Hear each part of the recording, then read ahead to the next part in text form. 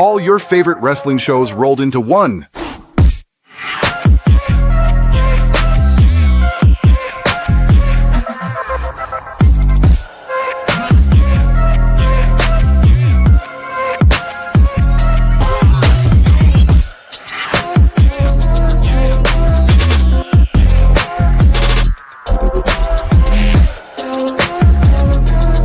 Welcome to the We Book It podcast. Let's start the show.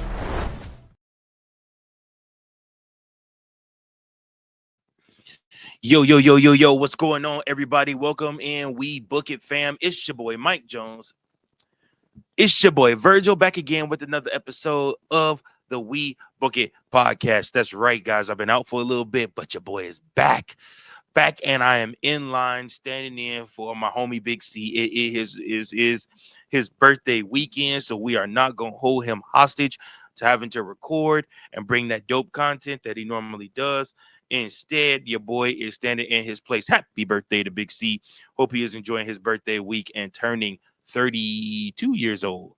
Yeah, man. So appreciate him and all that he is for the We Book It fam. But we got some wrestling to talk about. That's right. We got to talk about AEW Dynamite for April 23rd, 2025. This is your AEW Dynamite review. Hope you guys are all having a good week so far. Hope your hump day was good. Yeah.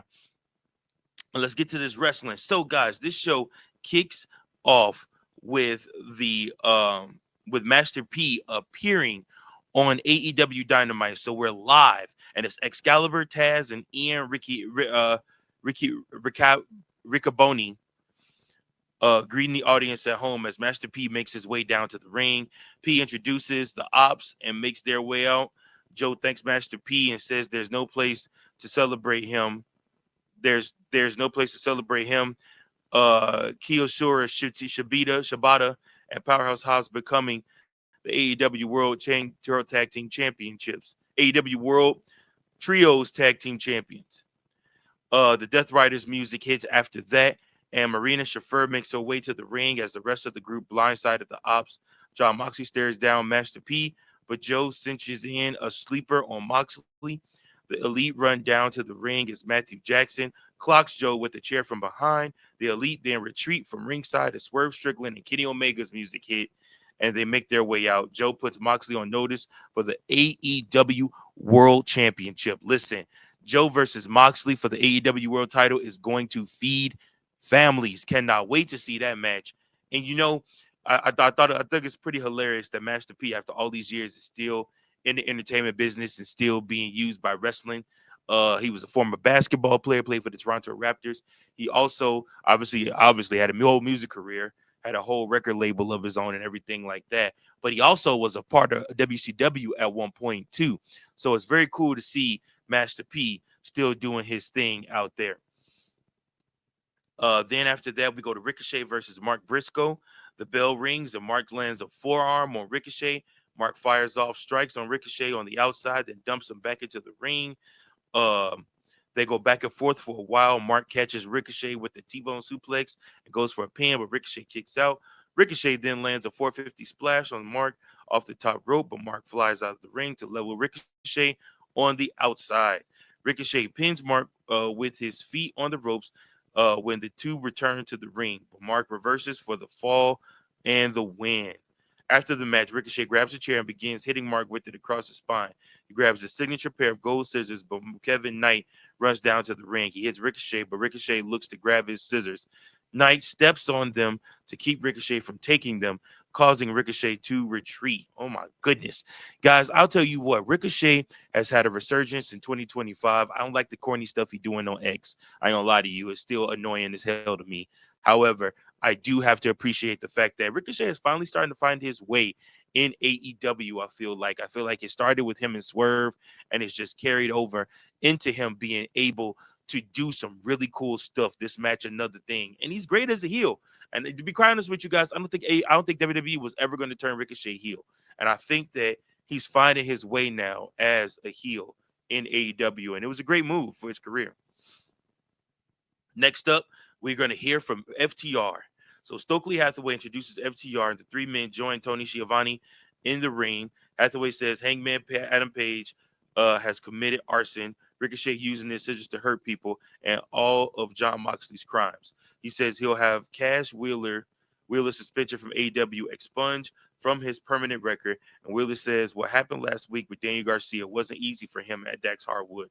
He says Garcia made his own decision, and 2.0 were the ones who said they wanted to fight FTR. He says 2.0 weren't ready to fight. Then says Harwood and himself put AEW and Cope before themselves, but that won't happen any longer. Harwood shouts out Rock and Roll Express and invites them into the ring. Harwood says the Rock and Roll Express are one of the greatest tag teams of all time and asks them what they think their greatest match was. Then shares that his favorite Rock and Roll Express was their match against the Midnight Express. He says that the Midnight Express was a better tag team than the Rock and Roll Express, then makes fun of their age. Ricky Morton cuts Harwood off and says himself and Robert Gibson will not be disrespected, but FTR attacks the Rock and Roll Express and lands an assisted pile driver on Morton. The Paragon, Adam Cole, Kyle O'Reilly, and Roderick Strong run down to the ring to come to the aid of the Rock and Roll Express. Young Bucks then make their way down to the ring. Speedball Mike Bailey and Kevin Knight follow. So we go from there to a commercial break.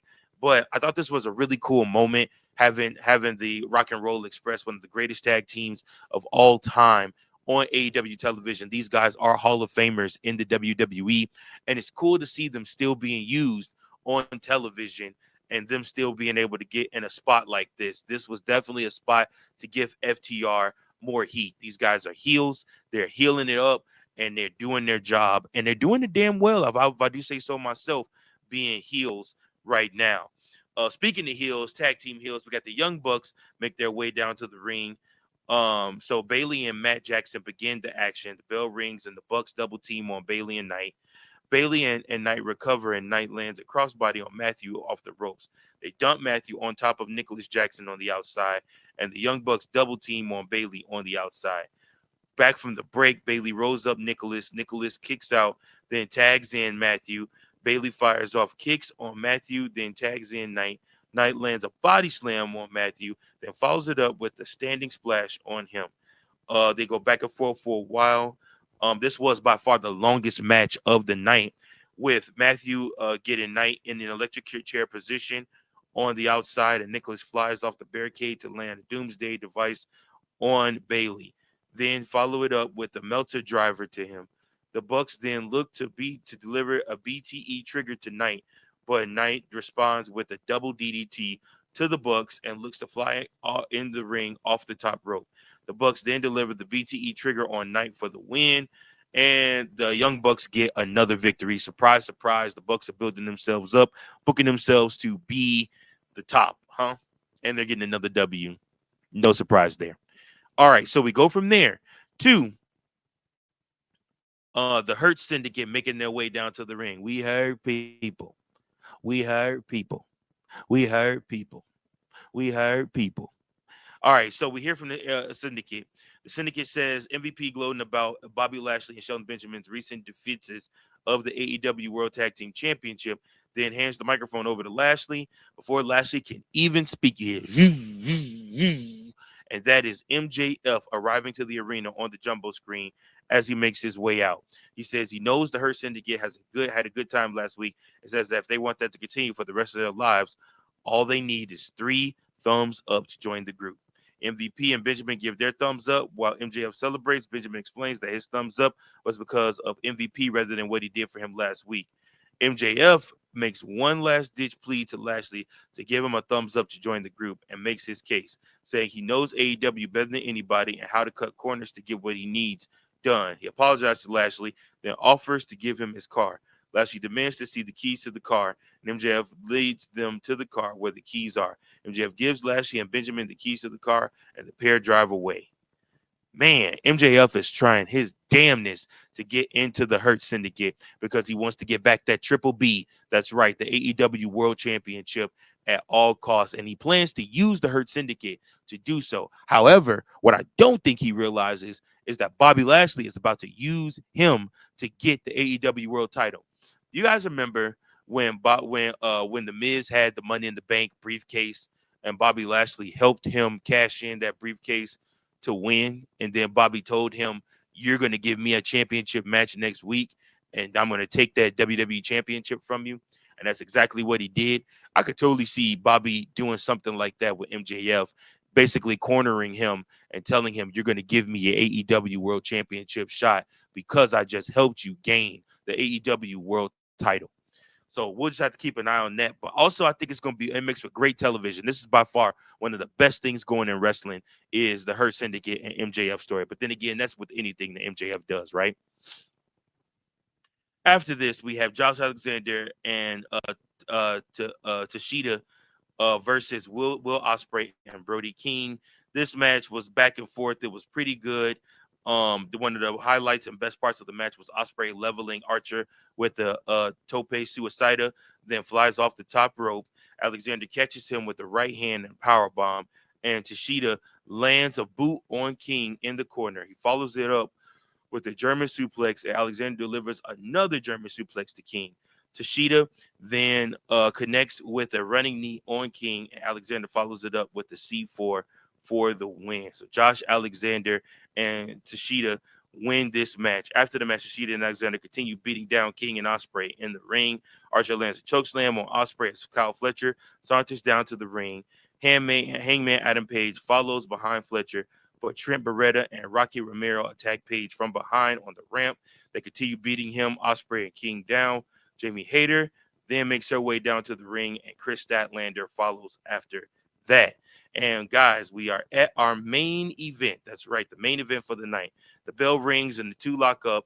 Hayter connects with the German suplex on Statlander, then follows it up with a Meteora in the corner and a drop kick off the middle rope. Hayter sends Statlander onto the ring apron, but Statlander drags her out to join her and trips her. And she looks to the land of moonsault, but Hayter moves out of the way, and Statlander hits the floor. Hayter then delivers a boot to Statlander. Back from the break, Hayter wears Statlander down with a submission hold. She rocks Statlander with an enziguri, but Statlander catches Hayter with a power bomb and follows up with a 450 splash off the top rope. She goes for the pin, but Hayter kicks out. Hayter then lands the Hayter line on Statlander for the win. After the match, Mercedes Monet's music hits and she makes her way out. She stares down Hayter from the entrance ramp as the show goes off the air. So all in all, probably a B+ episode of AEW Dynamite. Definitely would have loved to seen a little bit more Toni Storm, but I know that she's probably going to be on Collision this coming Saturday. So be in tune for that. But I just like I said, there's not a lot that I really enjoy about AEW. I'll be completely honest with you guys. But I do enjoy MJF and the Hurt Syndicate, and I definitely enjoy anything Toni Storm is in. I would love to see Toni Storm and Mercedes Moné finally lock horns in AEW. I think that's the big money match, but I'm sure they're probably saving that for All In. So that's my time, folks. Make sure that you like, share, and subscribe. Appreciate each and every one of you for watching. And until next time, we'll see you guys later. Keep those booking pistols sharp. Keep on booking.